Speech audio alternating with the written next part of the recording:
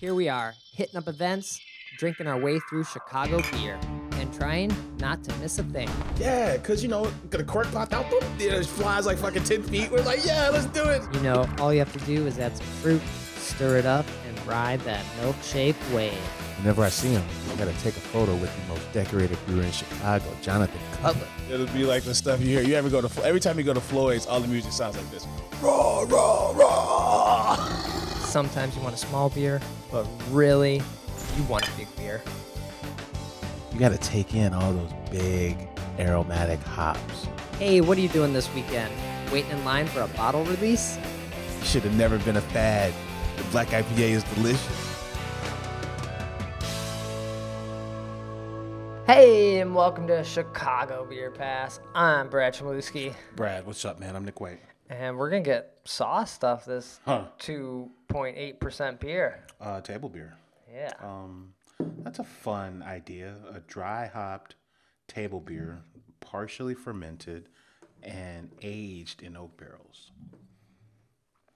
From Sundial, Yeah. which we both looked at this label and we thought off color. At first glance, I thought you were putting an off-color beer on the table. It has this, if you listen to audio, it's got this black and white font.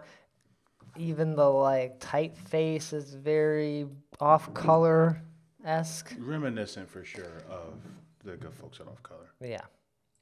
But 2.8%, it's got a lot of flavor, and it's just kind of, I don't know, it makes you feel good.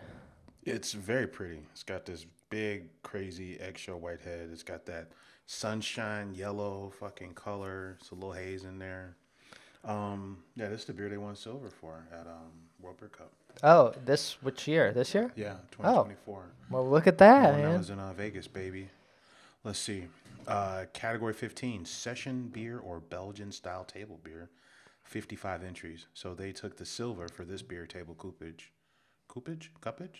Table cuppage. Okay. A brewery from Denver. Tell me if you've heard of them. The Gold. Station 26 Brewing took the gold. I haven't heard of them, no. Sundial, silver, and some crew in Spain. Okay. Dua sparkling beer took the bronze. Okay. Well, that's kind of amazing that I even had this beer. I didn't even realize it won. And someone had brought it over to the house, so it had been chilling in the fridge for a little while. It's a fun beer.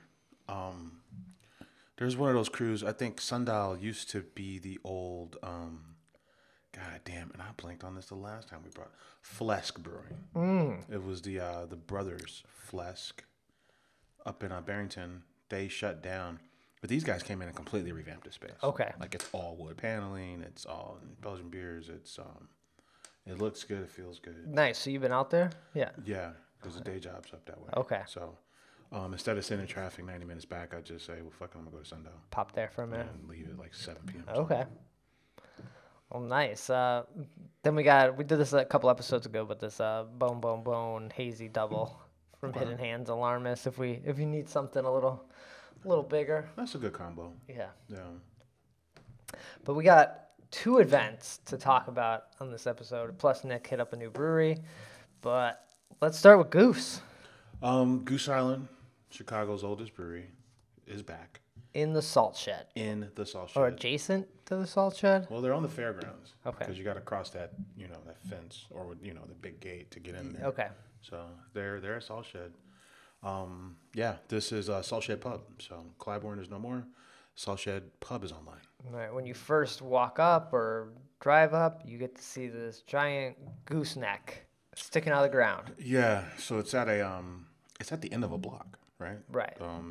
And the goose greets you when you walk in. You see the doors, and right next to the doors, you see a goose, and then you see the river. Right. And so this gooseneck was at Sox Park, right? Yeah, it was the original. Goose. Man, these were the glory days. Now it's just 3 years ago at Sox Park, where the outfield had the Craft Cave in the basement, Revolution Social Club on one end of the outfield, and then Goose Island on the other end. Right, with their water slide. And the train car, they call it an island, but it's really like a bubbling brook at best. Right. And the train car that was pouring the beer, and the big ass goose. Okay. The goose neck. It's not like a full goose. Yeah. Yeah. Yeah. Sox have been shit ever since they the goose left. Oh, It's the just curse of the goose. We're cursed. Damn. It was dark times. But we were invited for a preview event of the kitchen opening, like, testing the staff and kind of introducing everyone to food that was coming, right? Yeah, I think what one of the guys said was I don't know if they got the green light to brew there yet. Either that or the system's not already up and running yet. So a lot of those beers, all those beers are from Fulton. Oh, okay. Yeah, I don't think they're brewing there yet. Yeah. Well, it wasn't.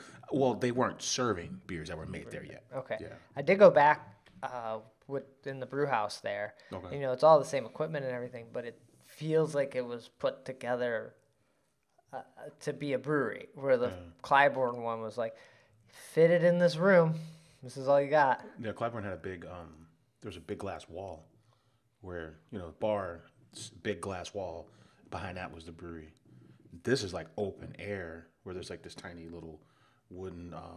What do you call it? Something you can put your drink on. Yeah. Like a little tiny 3-foot wall, 4-foot wall. So it feels a lot more open. Mm-hmm. Yeah. And actually, I like it more than the latest version of Clybourne. Oh, yeah, definitely. I don't think it's better than the original Clybourne, but that latest sterile kind of, weird slick West Loop pub thing, I like this place more than I like that version of Clybourne. Yeah, although it still has that, modern kind of clean design kind of place that's, maybe on its way out, but it's nicely put together. I feel like only thing was missing was like a cool mural on the wall outside for people to take photos in front of or something. Kind of like, District Brew Yard says like good people drink good beer or something. You need like a sign or something. It's very the outside of it is very subdued. Mm-hmm. Just kind of looks like an old office building. Yeah. Like maybe from the 70s or 80s. Almost nondescript, and they even play into it with the super old lettering. Just jet black, tiny letters that are spaced out wide and spell Goose. This could be any industrial building from the last. Oh, I didn't even notice that. 30 years, yeah. Okay. What were they saying? That the salt shed. It's Morton Salt, the salt shed. Yeah. It used to be the actual Morton Salt headquarters where they produce salt. Sure. And this building was where they repaired the salt trucks. Oh, okay. That's what somebody said in there. I think it might have been Siegel. Oh, okay. Yeah. That's cool. So we got in there. You got basically a quick little pour of Honkers. So they like to, halls are around, so they got to have the Honkers. That's what John was drinking. Yeah. I'm like, what are you drinking? He's like, I've been on my feet all day. I'm drinking Honkers. It's pretty funny. Like, this is an old man on his feet all day? No. You're like, all right. And then you basically order whatever else you wanted. I tried something that was like a light. Was it sun? I don't even remember now. I should look at the list. But it was like a cold. I did summertime. Okay. And then I did something else called like sunlight or catch the rays. I think all I drank was Honkers. Okay. Yeah. I might have switched it up and got that really good Pilsner that they have at Fulton. The one, I think actually you told me about it. Oh, the Pilsner, the Pocket Pills? And the Pocket Pills. Okay. So I drank Honkers and Pocket Pills. Okay.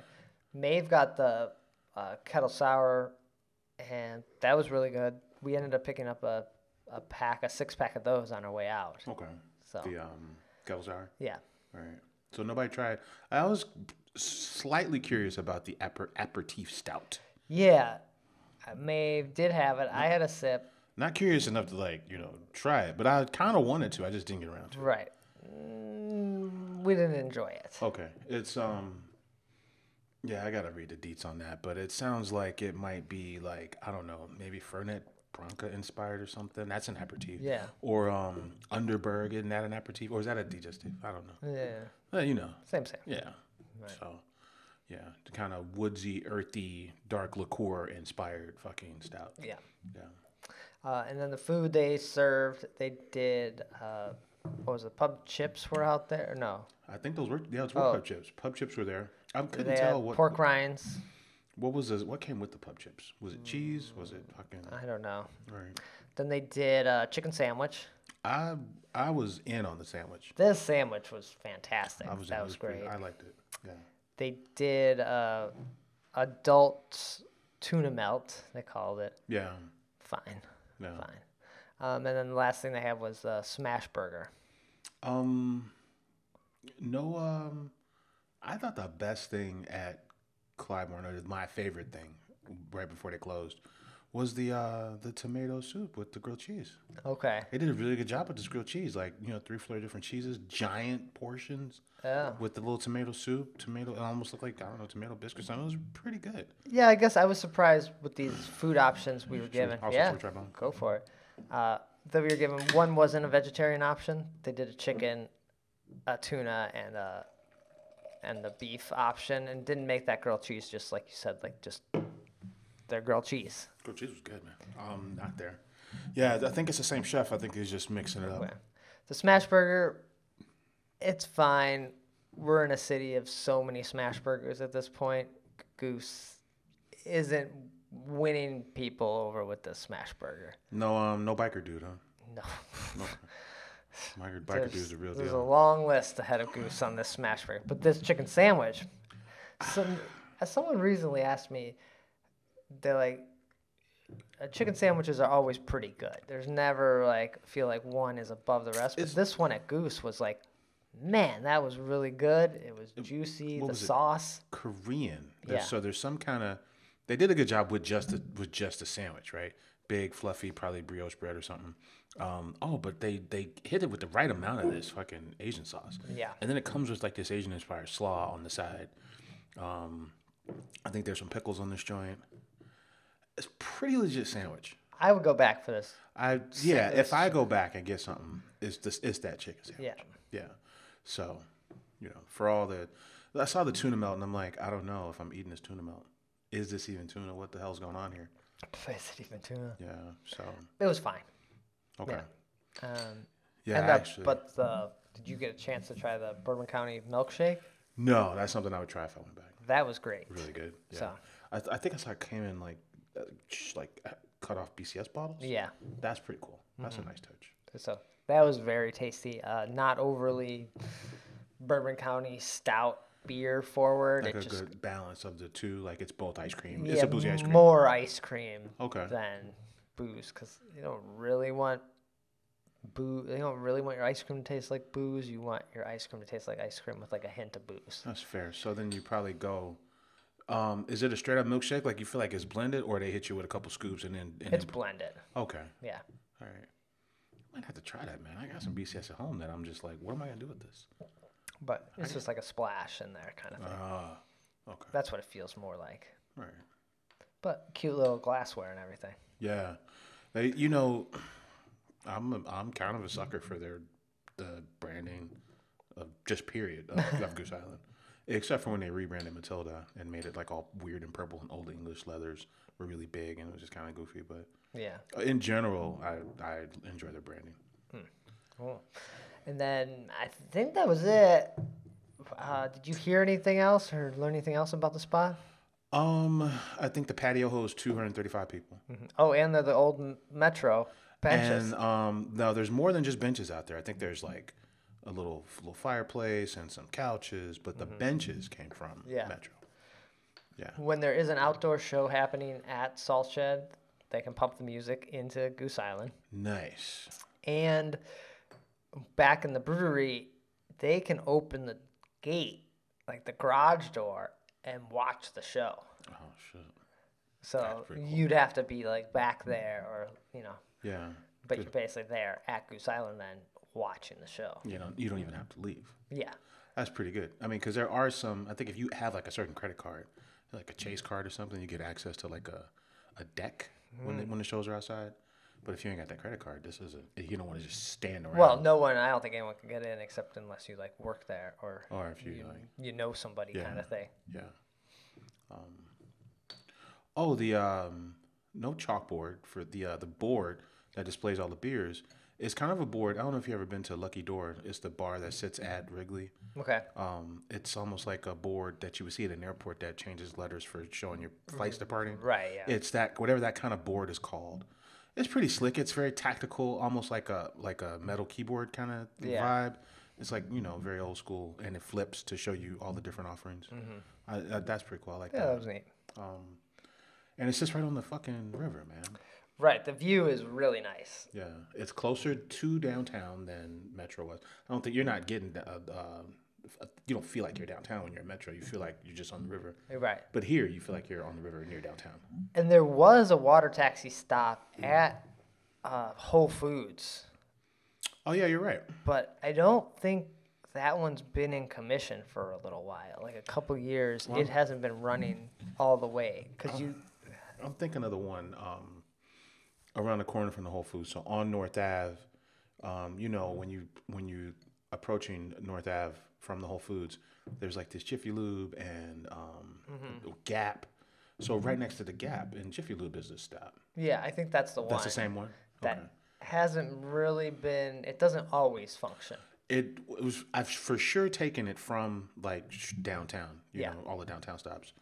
It doesn't always go to Goose Island. Yeah. Yeah. And how do you get to Goose Island from that stop? If there's no bridge, is there a bridge? You'd have to come out and walk basically down North Avenue and around. Oh, down Mohawk or whatever that side street is. Yeah. Aren't they talking about putting a pedestrian bridge in? Mm-hmm. So. There is a downside to just all said in general is the parking lot. Yeah. Now, if you went to this launch event, I think Goose comped your parking. So you could just park and stand for Goose and they didn't charge you. Oh, nice. Okay. Other than that, it's $40 to park in this lot. Crazy. 40. So I asked the guys, because I parked around the corner. I parked near the pop-up Christmas and Halloween pop-up. Okay. I parked there. And these guys are like, it's $40 no matter if there's a show or no show. It's $40 every single time. This is the guys parking the car. So then I go into Goose. I'm like, well, where do you park as an employee of Goose? And they're kind of like, yeah, you got to find street parking. Whoa. So that would be the drawback. So the guy is some entrepreneur not affiliated with Salt Shed. I assume this would change at some point if you're Salt Shed, but apparently he owns the lot and he offers the lot every day for anybody who wants to go to Salt Shed, but he's not affiliated with Salt Shed. Okay. So that's... So it'd just be a Tuesday afternoon and you want to park, it's $40. Unless you're, and if you don't like it, you park on the street. Whoa. Yeah. So. Okay.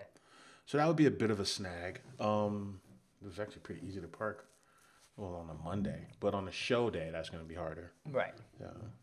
So. Goose, I guess, will be open for lunch. They won't be right away. That's the word. So. Yeah. Or they might do brunch too. So. Yeah, I heard no Mondays. Okay. If you look at the Salt Shed calendar, like from now until like October, 64 shows. That's all shed. Jeez. Right. So inside the shed can hold 2,000. Outside can hold 3,000.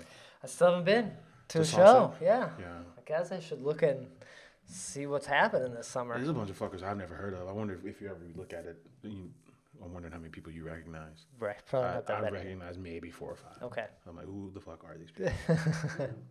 Thundercat. I might go see Thundercat. Okay. Damn. Okay, cool.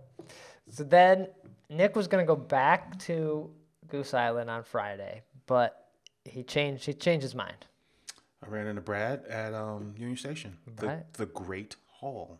Beer under glass, which the whole getting in there is just a disaster. Every entrance is basically closed. Except for, it's not Canal Street, is it? I get so confused about it. Well, because Union Station has so many exits, and it's sprawling like 6 blocks. Yeah. I get confused on what street I was on. But general admission had to enter through the train station part. So it seemed very confusing to get in there. Yeah, because you can't have, if you have a VIP hour, you can't have people queued up. People that entered on Canal, where all the brewers entered, you can't have them queued up there. Right. I mean, you really could and just block it off for everybody else. But yeah, I imagine it's not an easy thing at a venue that's got every bit of like 30 fucking doors to get into the show. Right, yeah. That's a very difficult thing to manage, you know. But I made it in, found the door, entered, got in. I kind of, before I even got a beer, I wandered around just to kind of see how it was all laid out and looked, and it was all laid out alphabetical. Okay. So that made it easy to kind of find places you want. I think, wasn't it last year they laid it out by region? I think so. So you were like northwest, north or south side, and all this stuff. So maybe that felt confusing for people because back in the day at Garfield Park, they did alphabetically, Yeah. and people didn't like it, or the brewers didn't like it because you might have been a brewery way off in like a weird spot. Well, if you're Revolution, you're all the way at the back. Right. In the Bluestone Terrace. So, or if you were the A brewery, you were right by the door, and people may have like skipped you or just like moved on because they're like, oh, there's a line here, I gotta get in there. Yeah. So I thought they got away with that because people just didn't like that. It makes it easy for the consumer to find what they want. That's interesting. I guess I never paid attention to like the order. I just know there's breweries, and I'm like, all right, well, the one I want, where is it? You know, I never paid attention to the order, but yeah, I don't know if I have a preference, alphabetical or regional. Regional is probably harder because you might not. I don't know where the fuck I don't know where 93 Octane is. Sure. Yeah. You know. And then you're like, oh, are they here? And then you're like looking at the map, and you're going over by. Are they south or west? Are they north? I don't fucking know. Right. So alphabetically in that smaller space probably is fine. No one's benefiting from like a better location or a worse location, right? Yeah. Is it me or did it feel like less brewers? It was. I feel like there was a whole table missing, like a whole round section of what, like 20 brewers. The center seemed like there was just more room to walk around. And last year in the center, there were definitely breweries. In the center of it all. So in this one, the center is kind of completely empty, and there's brewers all along the walls, basically. Right. Yeah. But we saw Brother Chimp. Yes. Walking around with his medal on. I guess he's a monk, because I've seen the logo, so I think he's a monk on the logo, too. Rubbing it in everyone's face that he won for this beer. World Beer Cup, gold, Vienna Lager. Look, we're the best. We don't have it for you to try. Yeah, they don't have it. And Sturdy Shelter, a crew that, I went because you went, that we both went to and really dug. They also medaled at World Beer Cup. They didn't have a monk walking around with their medal, but they did have signage at their table that they were winners at World Beer Cup. But didn't have the beer. They didn't have their beer either. So this was a bit of an odd occurrence for me. Because we talked about it there last year. I got introduced to Kishwaukee because of through their brown ale. Right, and they had the brown ale there. They had the brown ale sitting right there. Now, Now, to be fair, I think the beers that won were both lagers. From Brother Chimp and Sturdy Shelter. Yeah. So okay. Takes a little bit longer. Probably like maybe 3-4 times. Right. You could rip off a brown ale in a week. Lager's probably gonna take at least 3-4 weeks. Sure. So maybe it takes triple the time to make it. I get it, but even still, kind of, you kind of wish they had it. Right, and I think we were talking to somebody, I forget, because we did have a couple things from Brother Chimp because they had some stuff there. I stand by it's not that great. It's on par with your experience when you win. Yeah, and so someone else said, "It's lightning in a bottle." For sure. I mean, and you think about it. This has happened. I think the best example is probably Smiley Brothers when they only had the Evanston location. Oh, yeah. They went back to back with the purple line. It's like a hibiscus, fucking summer ale. Sure. GABF favorite, Same thing with, who's the good folks at Empirical, right? I mean, there's nothing. Empirical took a FOBAB medal, which isn't quite the same, but it's still a medal.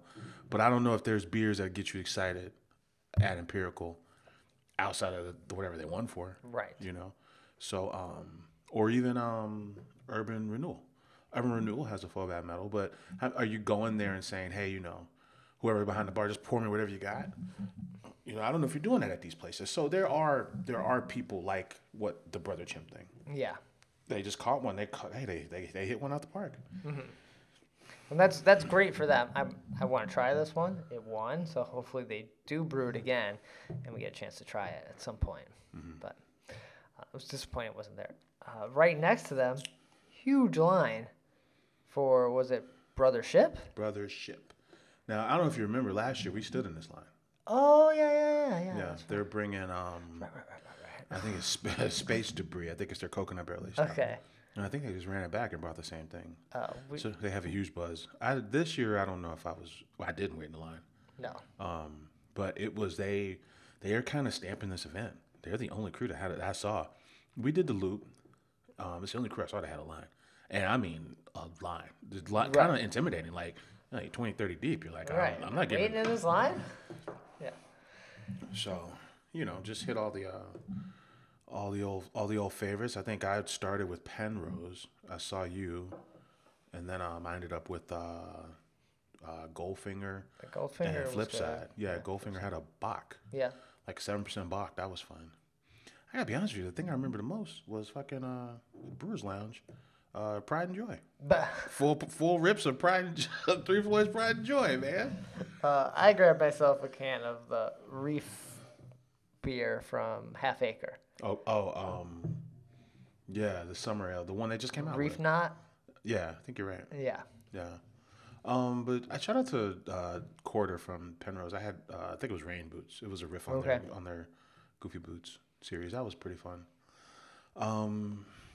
I tried the Barrel Aged Tiki Rum Seltzer from Microphone. Okay.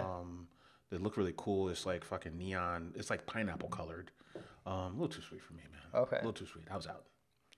Yeah, I just happened to see something recently that people are like, seltzer's done. Like the ready-made cocktail stuff is just like destroying the seltzer market now. When you line them up, it's kind of an easy choice sometimes. Right. And a lot of people never got on board with seltzers, but would always be down for a cocktail. Right. Yeah. So that's kind of what's happened. I don't know how I felt about Bug this year. It didn't feel special or something, right? Here's the thing. There's two ways you can look at this, and this is a Grumpy Old Man pod. You can view this for what it was, right, on its own, what it was this year, or you can view it in the context of what we know that event to be at its peak, right, which is perfect weather, indoor, outdoor, fucking Garfield Park on the west side. Mm-hmm. So I get what you're saying.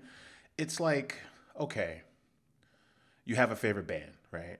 And what if your favorite band has there's a cover band version of your favorite band playing, Sure. At a pretty decent venue. I mean, you can view it like that. Like, yeah, was it the actual band? No. Did I have a good time because we're all jamming to these songs? Sure. Okay. All right. But was it the original band was it your favorite band? No, it was probably the cover version of your favorite band. Yeah. But I'm with you. I don't know. At some point, we as a town, or maybe just me and you, we need to have a talk about how Illinois Craft Beer Week kind of killed the buzz around Chicago Craft Beer Week. Because when it was Chicago Craft Beer Week, there was events flying for 6-7 straight days. You felt like an alcoholic, but it was really some like one of a kind, very cool shit for like a 5-6 day run. Right. And Illinois Craft Beer Week never really peaked. Not like that. And matter of fact, it's kind of even the guys at the Guild who I really dig, they're kind of saying, yeah, everyone's on their own for planning events, but no one does for whatever reason. So Illinois Craft Beer Week ends up starting and ending with Bug. Right, but they have the Passport that runs all summer that some people get behind. People post about it. There's a group of people that enjoy it. It gives you a reason to go to places. We have this outlet as the reason to drive all the way out to Huntley to go to Moore. I think that's fair. I overlook the Passport portion of it because I'm not in that group because we do the show. Yeah. So if we didn't do the show, then maybe it'd be on my radar. Passport and cruise around. I think you're right. Okay, so it's not just Bug. It's the Bug and the Passport. Okay. See, I'm glad we're talking this out. Right, but it's not an Illinois Craft Beer Week.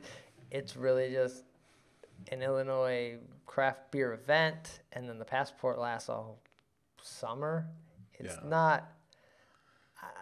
I think it's just doing a good service, or I don't even know if they talked about Illinois Craft Beer Week this time.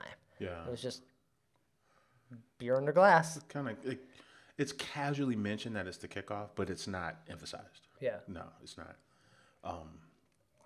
Because I can recall, like, well, Goose would always do Sunday Fun Day, or there would be a golf event at what is now Old Irving's production facility. That used to be the Goose Barrel Warehouse. And then sometimes Dark Lord Day would fall during Dark Lord the Day week. would fall. There was always Microphones, popper. Pale Popper event, Right. which is the opposite of Dark Lord Day. Beer Fly Alley Fight from Haymarket. Even like little simple events like Spiteful would get together with Guthrie's and do a dice tournament, cheeseburger and a pair of dice. Right. There'd be like, documentary screenings. There would be, those are some of the things that just come off the top, or just like super cool beer dinners. Back before founders hated Black people outwardly. Obviously, they always did. They always did. Outwardly, there was an event at Little Goat on the roof. Oh, and they that's were just right. bringing out banger after banger after banger. This was all Craft Beer Week stuff, so we don't get any of that. And not to mention, there was always there was an occasion, there was a closing ceremony. Sure. Wells Park, which is a really good one. The best one might have been the West Loop one. Oh, Bowling with the Brewers at fucking... Bowling with the Brewers is fun. So we're naming a ton of shit, right? And then we, I don't know what's going on between, local breweries and the guild, or I don't know what's going on, but we lost all of that. Around the same time, it went from Chicago Craft Beer Week to Illinois Craft Beer Week. So, I mean, just as an observation, right? So move all that to the side. This on its own was cool, but, I mean, it could, it's not what it used to be. Not what it used to be. It doesn't have to be.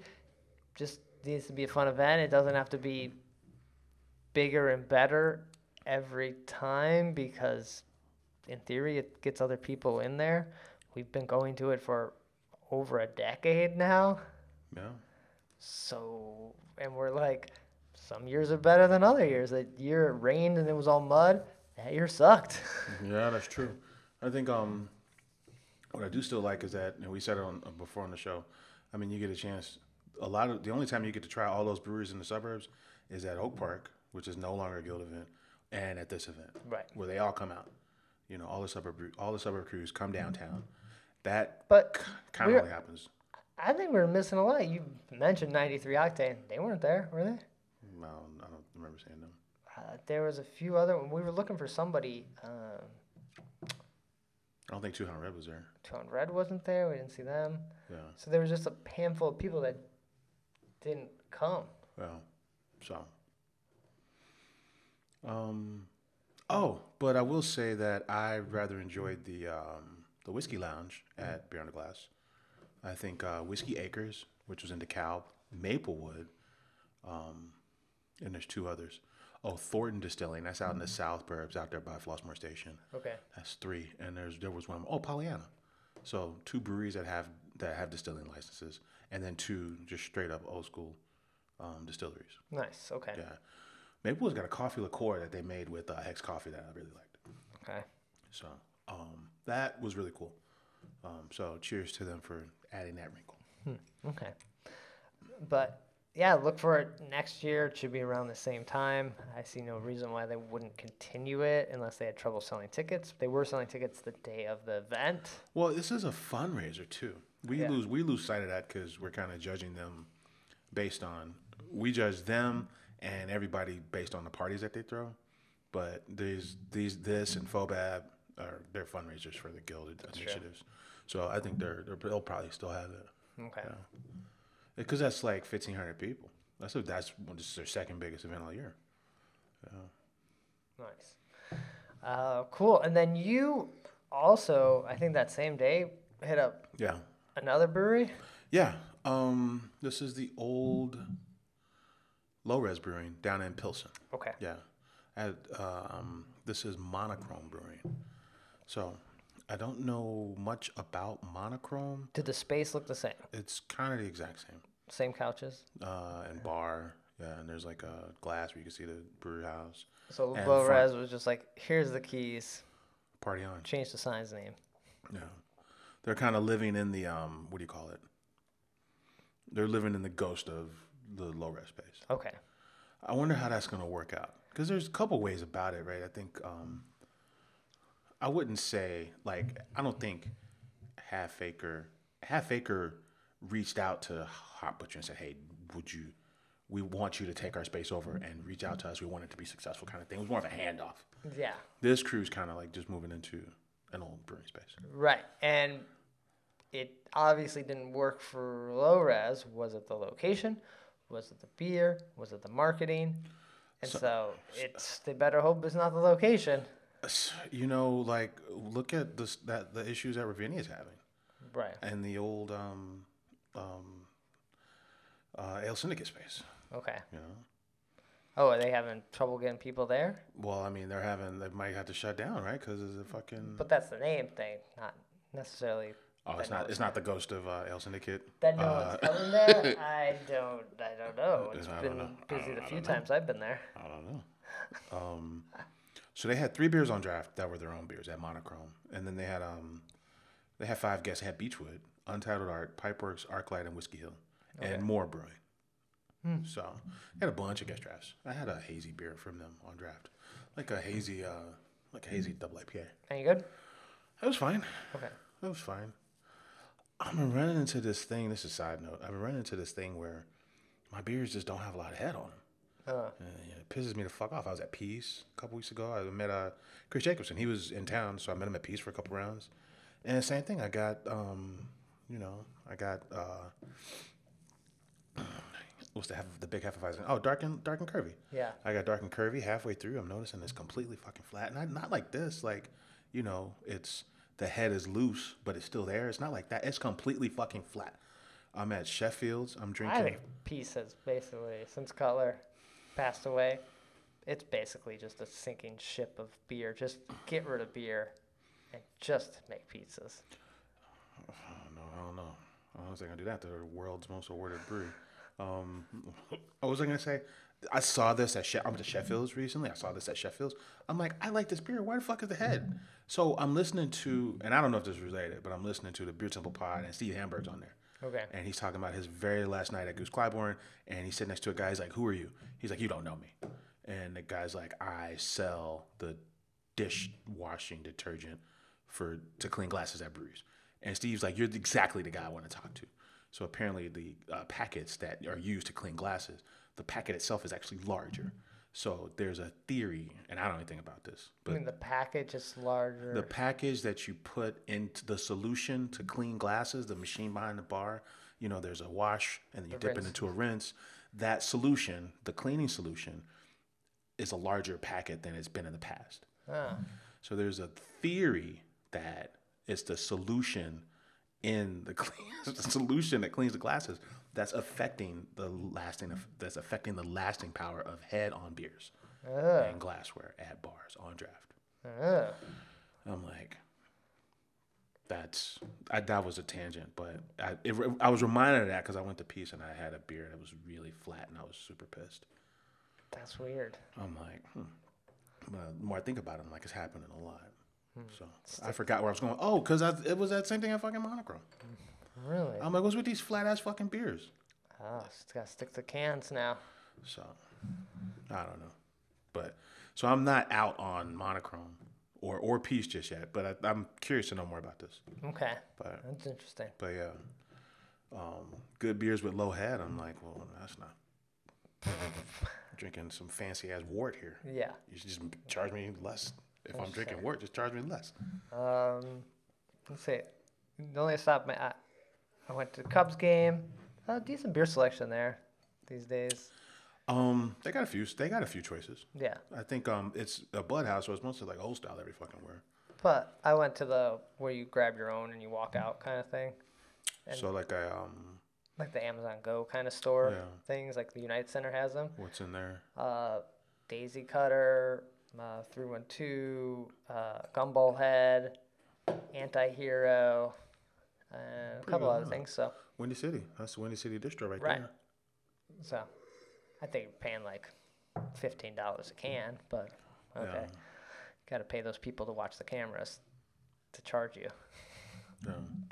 And then on the way home, we walked by or we rode by Good Times. I was like, oh, there it is. And I almost. I forgot one that existed, Check it out, man.